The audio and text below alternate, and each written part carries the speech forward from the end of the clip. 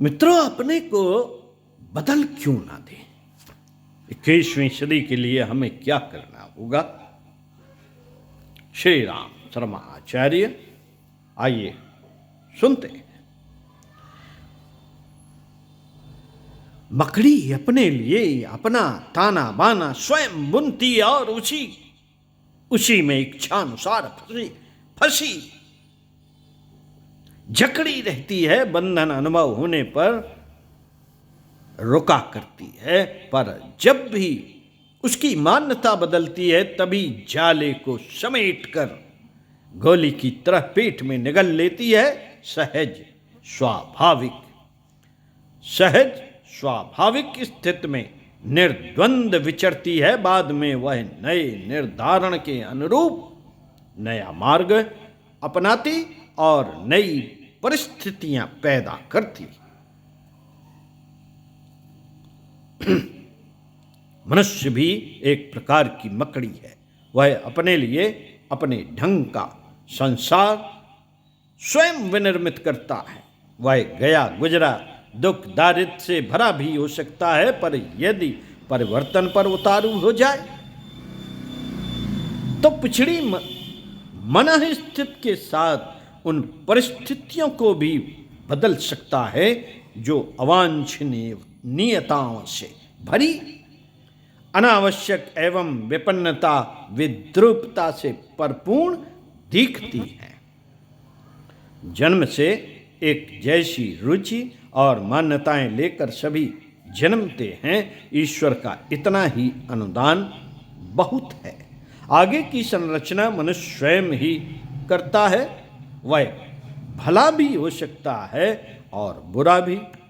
राहगीर एक दिशा में जाने वाली सड़क पर चलता है, पर जब भिन्न आवश्यकता अनुभव करता है तो चौराहे पर से दूसरी मंजिल तक पहुंच जाता है। ये सब अपने ही निर्णय, निर्धारण और बदलाव का खेल है।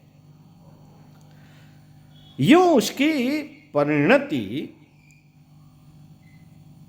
चर्मचक्षुओं में बदलती घटनाओं के रूप में दिखती है, पर वस्तुतः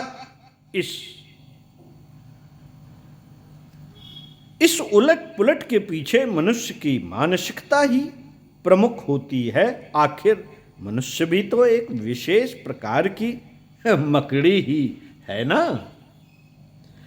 ऐसे उदाहरणों की कमी नहीं जिनमें आरंभ में अपनाए गए निर्धारण को लोगों ने भिन्न दिशा में पूरी तरह बदल दिया है। कुछ उदाहरण ऐसे भी हैं जिसमें बहुतों को कुलबुलाते देखा गया है, पर कितनों ने ही ऐसा भी सहज कर दिखाया है जिसमें उन्होंने अपनी अभ्यास अवांछनीयता में पूरी तरह परिवर्तन कर लिया और कुछ से कुछ बन गए। यही प्रक्रिया कायाकल्प कहलाती है। विपन्नों को संपन्न बनने में भले ही देर लगती हो, पर मानसिकता में अभीष्ट परिवर्तन करके अपना स्तर, क्रियाकलाप एवं लक्ष्य निश्चित रूप से बदला जा सकता है।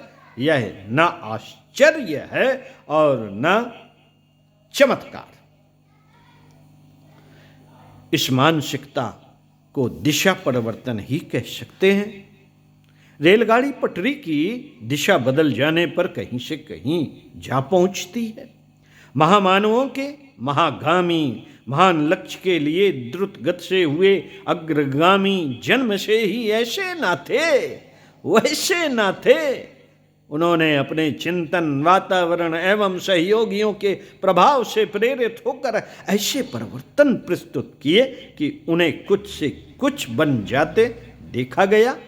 सूर, तुलसी, अजामिल, आम्रपाली, अंगुलमाल आदि जन्म से ही वैसे न थे जैसे कि वे बाद में बन गए।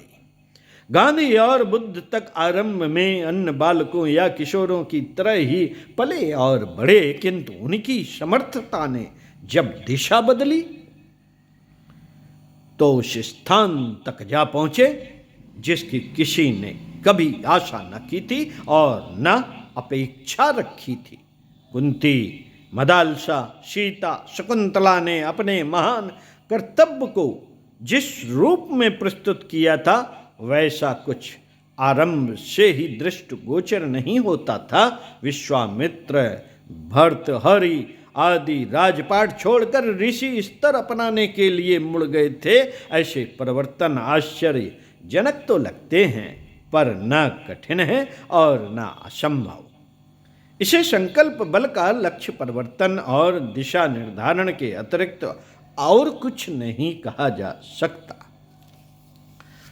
और कुछ नहीं कहा जा सकता साथियों। यह इस विशेष समय ऐसा है, यह विशेष समय ऐसा है जिसमें जब रात्रि का अधिकार, प्रातः काल का अरुणोदय जैसे सर्वथा विपरीत परिवर्तन आते रहते हैं, तो मूढ़मति जड़ नर पशुओं को छोड़कर सभी के मन में ऐसी उमंग उठनी चाहिए कि युग परिवर्तन की महाक्रांति में अपनी भी कुछ सराहनीय भूमिका वह निभाए। यह बन पड़ना सर्वथा संभव है। करना केवल इतना है कि जीवन का लक्ष्य और महत्व समझा जाए और अपने चिंतन तथा समय को उस दिशा में नियोजित किया जाए जिसके लिए कि महाकाल के संकेत निरंतर उभर रहे हैं। ओम शांति। श्री राम शर्माचार्य। साथियों, दीप यज्ञों की अति सरल एवं अत्यंत प्रेरक प्रक्रिया सभी लोग जानते हैं और विशेष कुछ इस बारे में जानना समझना हो तो पुस्तक 21वीं सदी का संविधान, 21वीं सदी के लिए हमें क्या करना होगा जरूर पढ़िए। और पुस्तक का यहीं समापन करते हैं। क्रांतिधर्मी युग साहित्य, पुस्तक कोड KD 29। अगली पुस्तक में मिलते हैं इसी क्रांतिधर्मी साहित्य के साथ। तो पढ़ते रहिए कुछ अच्छा और सुनते रहिए कुछ अच्छा। ओम शांति।